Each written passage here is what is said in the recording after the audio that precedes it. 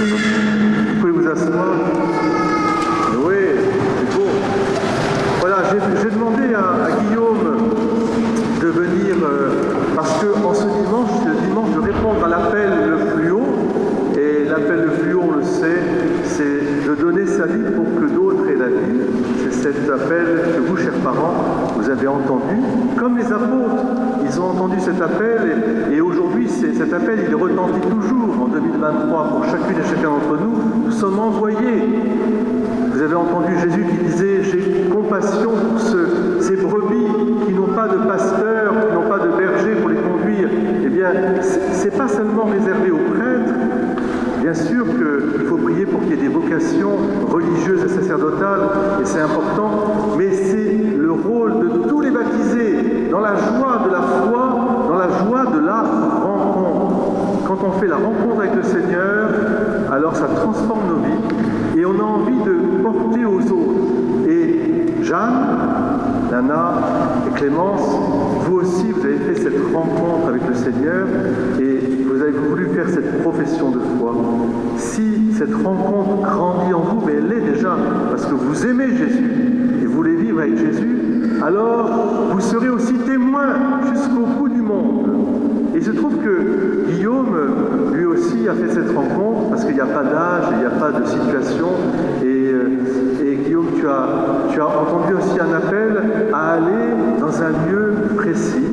Alors je vais te laisser nous dire où tu es allé et quelle était la grande leçon que tu as retenue de cette rencontre, à la fois avec le Seigneur, mais avec Solstice.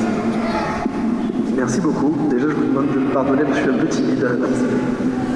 J'ai été appelé il y a une semaine de ça à partir en couvent chez les Italiens San Giovanni Rotondo. C'est les franciscains, exactement. Et pour aller visiter un saint un saint du coup qui s'appelle Saint. Et à m'enfermer en couture avec du coup ses frères pendant une semaine. Ils m'ont appris déjà sur mon physique, sur le coup, ils ont été un peu surpris, bien surpris même, et ils m'ont appris énormément sur la prière. Le silence et la prière pendant une semaine, presque de l'ennui, c'était presque assailli par le fait de ne pas être productif, par rien du tout. Et en fait, les moines me disaient, c'est normal, prie, assis-toi, prie, tu n'es pas là ici pour être productif, tu es là pour prier. J'ai prié toute la journée, j'ai dû faire 8 heures de prière par jour. Et finalement, au moment du départ, et de cette rencontre du coup avec ce grand saint qui est Saint Padre Pio, au moment du départ, je me suis rendu compte que toute cette routine que j'avais accumulée tous les jours, donc de prière le matin, confession, rosaire, ça c'est les Italiens, et rosaire, ouais, obligé, tous les jours. Et donc, je me suis rendu compte en fait en partant que ça m'avait fait un bien fou, alors que sur le moment, ça me faisait souffrir. Et en fait, je m'en suis remis à Dieu à ce moment-là, et je me suis dit, quelle leçon tu nous as donnée.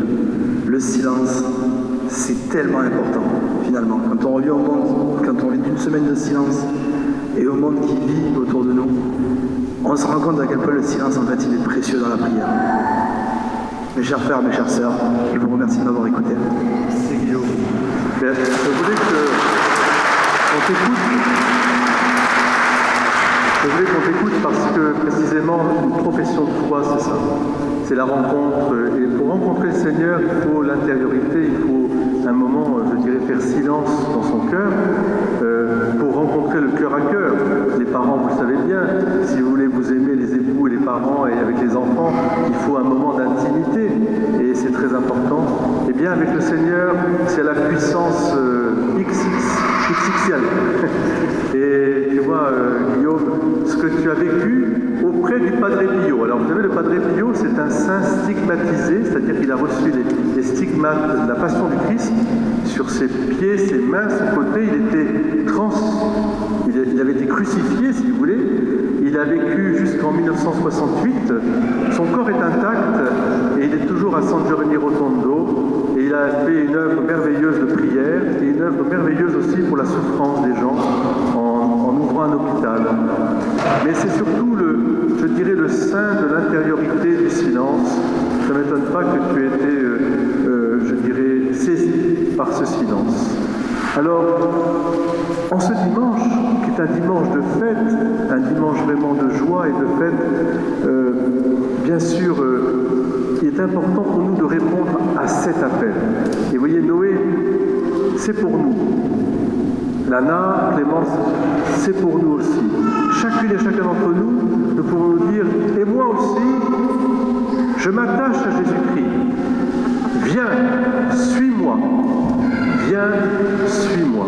N'aie pas peur.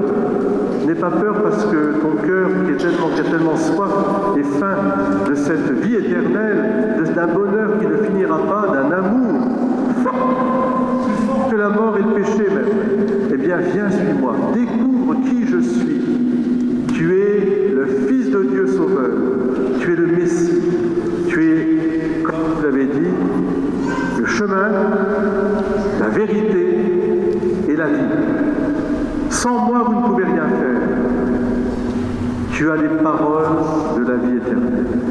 Alors, tout au long de la petite, de sa vie, pour Noé, vous allez le faire grandir dans sa vie, eh bien, faites-le grandir dans la confiance en Dieu. Toujours. Dieu est amour et Dieu nous appelle à aimer et il nous appelle à nous donner les uns les autres. Alors je vous souhaite à tous vraiment aussi ce dimanche, un très beau dimanche de famille avec cette fête des pères aussi. Et nous aurons une attention particulière pour nos papas pendant cette messe aussi. Voilà, que le Seigneur nous bénisse et nous comble. Maintenant, nous allons écouter la prière universelle, c'est-à-dire la prière pour le monde, que les professions de foi ont préparé aussi et vont lire avec Cyril.